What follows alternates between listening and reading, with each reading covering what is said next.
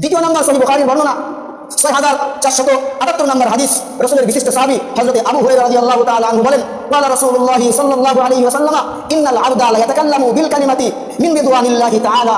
অনেক সময় মানুষ এমন কথা বলে ফেলে যে কথার কারণে আল্লাহ রাব্বুল আলামিন সন্তুষ্ট হয়ে যায়। লা ইউলকি লাহা বালা, যে কথা তার মনে অজান্তে বের হয়ে গিয়েছে, সে জানেও না। ইরফাউল্লাহু বিহা দারাজাত, যে কথার কারণে আল্লাহ রাব্বুল আলামিন তার মর্যাদাকে, তার সম্মানকে অনেক গুণ বাড়িয়ে দেয়। অনেক সময় মানুষ মনের অজান্তেই এমন কথা বলে ফেলে, এমন কালাম বলে ফেলে, যে কালামের কারণে আল্লাহ রাব্বুল আলামিন সন্তুষ্ট হয়ে যায়। হাদিস শরীফের ভিতরে এসেছে, আহাব্বুল কালামি ইলাল্লাহি আরবাউন, চারটি কালাম আল্লাহর নিকটে সবচেয়ে প্রিয়।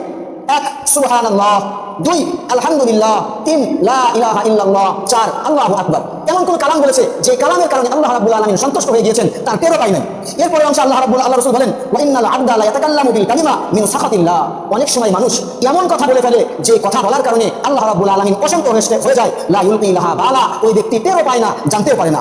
ইয়াহদি বিহা ফি জাহান্নাম, এই কথার কারণে তাকে জাহান্নামে নিক্ষেপ করা হয়, এই কথা তাকে জাহান্নামে নিক্ষেপ করে দেয়। হাদিস থেকে কি বুঝলাম? মানুষ অনর্থক কথার কারণে, মানুষ অহেতুক কথার কারণে একটা কথাই তাকে জাহান্নামে নেওয়ার জন্য যথেষ্ট।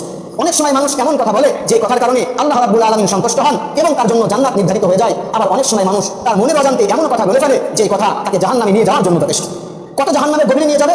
আদা মা বাইনাল মাসজিদি ওয়াল মাগরিবি, এক একটা অনর্থক কথা, এক একটা অহেতুক কথা, এক একটা অনর্থক কথা একজন মানুষকে মা বাইনাল মাসজিদি ওয়াল মাগরিব, জাহান্নামের পূর্ব থেকে পশ্চিম পর্যন্ত যত দূরত্ব, এক একটা অনর্থক কথা, এক একটা অনর্থক কাজ একজন মানুষকে জাহান্নামের এত অতল গভীরে নিয়ে যাবে।